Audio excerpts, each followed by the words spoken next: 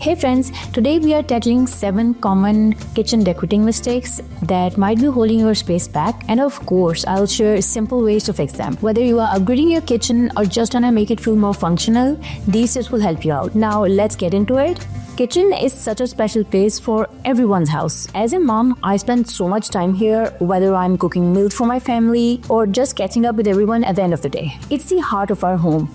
But with all the time spent here, I realized how important it is to keep it functional and fresh. Without proper airflow, I feel like cooking smells can quickly take over your entire home, especially if you're having an open layout. The smell from the kitchen can cling to furniture, curtains, and your clothes as well, especially your jackets and coats which are hanging downstairs in the closet. And the moisture from cooking, it can increase the humidity levels. To fix this, make sure your kitchen has proper ventilation. Make sure your kitchen has a range with an exhaust fan, especially if it vents out. And on top of that, if you can, add a casement window. It opens outward on a hinge like a door. It will help clear out all the smells and prevent from funguses in the long run. And you guys, I get it. We all want our kitchens to look stylish and aesthetical, but having too much decor on your countertops can make even the simplest of tasks feel like a chore. You need space to work in the kitchen, whether you are chopping or rolling out the dough. The solution is only keep the essentials on the counters, like a coffee maker or a cutting board. And for decor, stick to a small grouping using your rule of 3, something as simple as a jar of utensils, a small plant, or a candle. If you just focus on few things, your kitchen will feel put together without looking messy. Speaking of keeping things simple,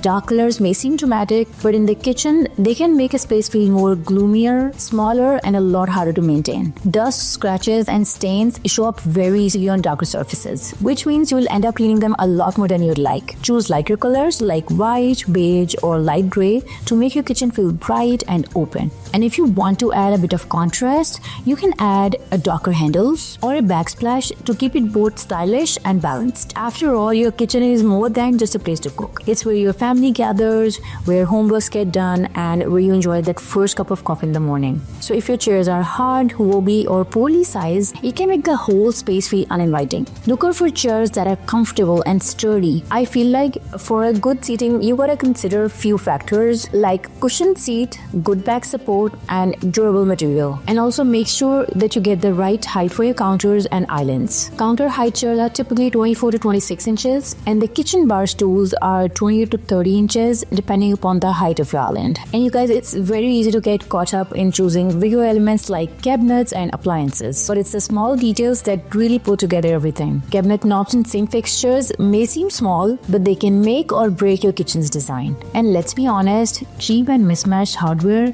can make a space feel unfinished. Choose quality materials like stainless steel or brass and make sure that they fit your kitchen style. It's okay to mix metals, just stick to one main finish and use the others as an accent for balance. And when it comes to lighting, do not underestimate its impact. If your lights are too big, too small, or just in the wrong spot, your kitchen can feel dark and unbalanced. Add different types of lighting like overhead lights, under cabinet lights for tasks, and more accent lights to highlight special spots in your kitchen. For pendant over the island, a good rule of thumb is to choose ones that are about 1/3 the width of an island. I love dimmer switches, they are spot on for setting the mood. Now let's talk about size. Let me put it this way. A rug that is too small, a wall art that is too large, or a furniture piece that doesn't fit in your kitchen. Any of these things can completely throw off the balance of your kitchen. Before you buy anything, just take a moment and think how it will fit in your kitchen. Keep things balanced and make sure there's enough space around your furniture and decor so the kitchen feels open and practical and you have enough space to move around. A great trick is to use painter's tape to map out to see where things will go before you buy them. That's it, you guys. I hope you found these tips helpful. Give this video a thumbs up and subscribe for more tips and tips on a budget, and I'll see you next time.